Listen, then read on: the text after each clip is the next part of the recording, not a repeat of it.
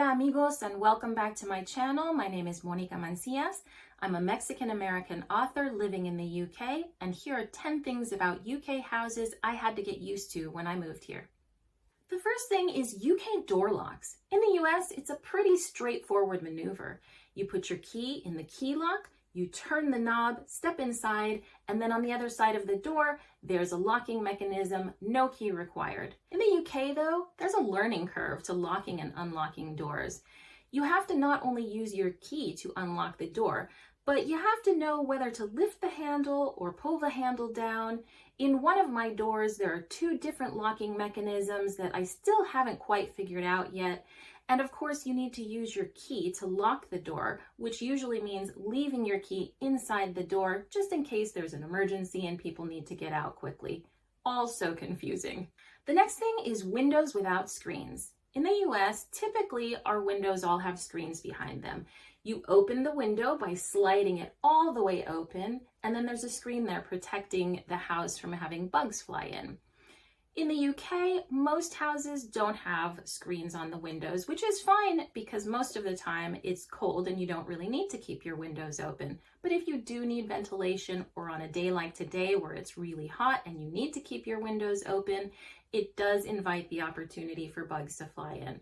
But the funny thing is that I've noticed that the bugs here are actually, like the rest of British society, more polite.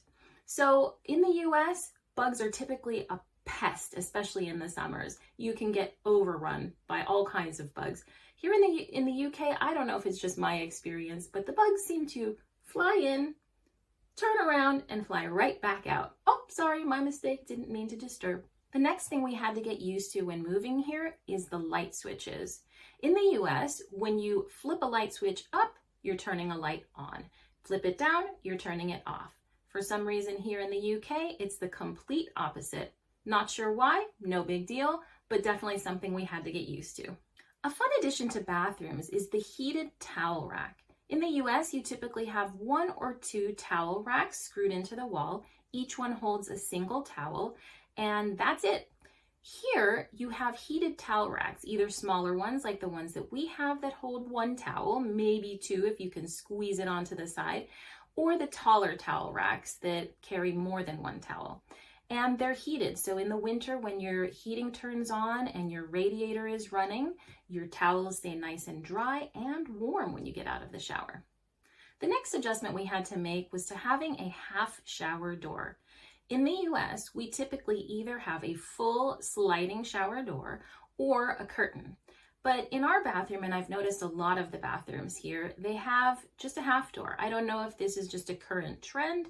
Doesn't really bother me. I'm not sure what the reasoning is, and sometimes if you forget to close the door all the way, it can lead to water getting out on the floor. But either way, I'm cool with it. Just something different that we had to get used to when we moved here.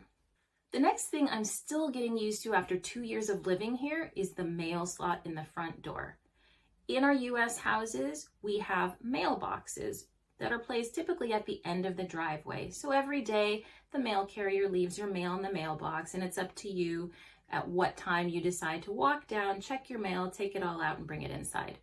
Here, every day, I have the jump scare of my life when the mail comes through the front door slot, and there's this loud noise that just makes me jump out of my skin. And if you're familiar with my channel, then you've probably seen the video of my dog bringing in the mail every day, and you'll see that she hasn't quite gotten used to the mail delivery system here either. Next is something you've probably heard a lot about on social media, and that's dual faucets. One with hot, one with cold, and never the 2 shall meet. Now, I understand why a lot of Americans complain about this one because we're used to having a single faucet with some kind of mechanism that helps us to adjust the water temperature. But honestly, there's an easy fix to that. When we first moved here, we had a dual faucet mechanism in our downstairs sink. My husband went to the store, bought a different kind of faucet, and bada boom, bada bing, problem fixed. Another obvious thing we had to get used to was cooking on a hob that is in Celsius rather than Fahrenheit. And here's my dirty little secret. While the rest of my family has quickly adjusted to using Fahrenheit or to using Celsius instead of Fahrenheit, I'm still stuck in Fahrenheit land, and I just lived too long in the US for my brain to be able to make that calculation. Here's a strange one that I actually haven't heard anybody talk about yet, and that is pianos. I'm a pianist and a piano teacher, and so when we first moved here, I had to get a new piano, having left my other pianos back in Los Angeles. Typically, a piano in the United States has 88 keys and 3 pedals. I noticed when I was shopping around for pianos here that a lot of the pianos had less than 88 keys and only 2 pedals. And I'm assuming that's because everything is smaller here and space really is a commodity. And finally, and this one remains a mystery to me, is the lack of electrical outlets in the bathroom. So if you have to plug in some kind of electric shaver or a curling iron or a hair straightener, you have to do it in some room other than the bathroom, and I'm not exactly sure why that is either. We have obviously figured out ways to adjust, but it is a curious one to me. Thank you so much for watching, and if you like this kind of content, like and subscribe for more.